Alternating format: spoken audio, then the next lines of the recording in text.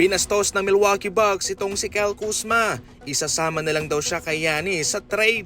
Nang malaman po ito ni Kyle Kuzma ay hindi po kaagad siya nagpaawat at nag-tweet siya sa kanyang kakayahan na para daw sa isang 6'9" na wing player na makakalaro na kahit na anong posisyon o papel ang ibibigay mong trabaho sa kanya, makakadepensa ng 1 to 5 position sa NBA at mayroong shooting na 50% sa field at mayroong depensa sa pangkabuuan. Parang hindi raw akma na isama siya sa package dahil sa kanyang kakayahan pa lang ay parang isang package na rin ang kanyang sarili.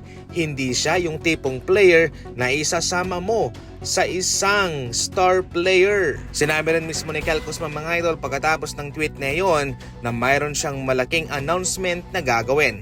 Ayon pa dito sa mga spekulasyon ay posible pong mag-request siya ng trade sa Milwaukee Bucks para ipakita ang kanyang value sa NBA. Sa ating nagdaang video, ating ibinalita na si Kevin Durant ay safe sa trade. Pero ngayon, nagbago ang isip ng Rockets at sila'y makikinig sa mga offer nito sa kanilang mga star players. Intindihin nyo mga idol yung detalye na makikinig sila. Pero hindi ibig sabihin na sila'y mag-i-engage para i-trade si Kevin Durant. Makikinig lamang sila sa mga offer sa kanilang mga proposal. Pero who knows, baka mayroong mangyari. Itong si Kevin Durant, probably 50-50 to. Si Alperen Sengun, 80% ang chance na posibleng i-trade ng Rockets. Depende sa kung ano yung kanilang matitipuhang offer. Kabilang si Alperen Sengun sa mga nakatanggap ng boto bilang overrated na player sa NBA.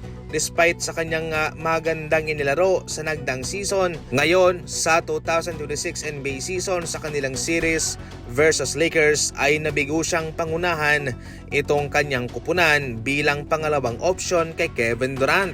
Kaya posible po ito na mag-trigger para sa Rockets na i-trade na lamang siya kung sakaling maganda ang offer ng ibang team.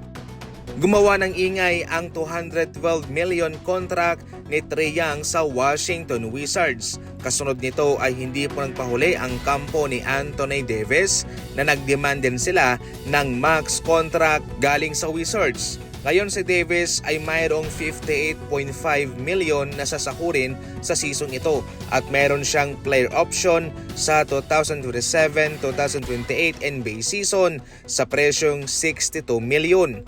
Pero ayon sa report sa kanyang kampo ay tatanggihan ito ni Davis at magdedemand ng max contract na magpapasahod sa kanya ng nasa $76 million bawat season. At kung sakaling mabibigo ang Wizards sa pagbigay ng kanilang kagustuhan ay posibleng mag-request ito ng trade sa kanila.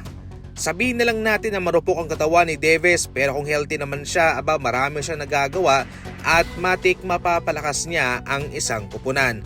At para sa isang Washington Wizards na team na uhaw ngayon sa kalakasan at mapa-improve ang kanilang team, ay tsak na kanilang susundin itong dinedemand ni Anthony Davis. Mayroon din naman silang flexibility sa kanilang cap space para maibigay ang kanyang gustong presyo. Yan lang muna sa ngayon.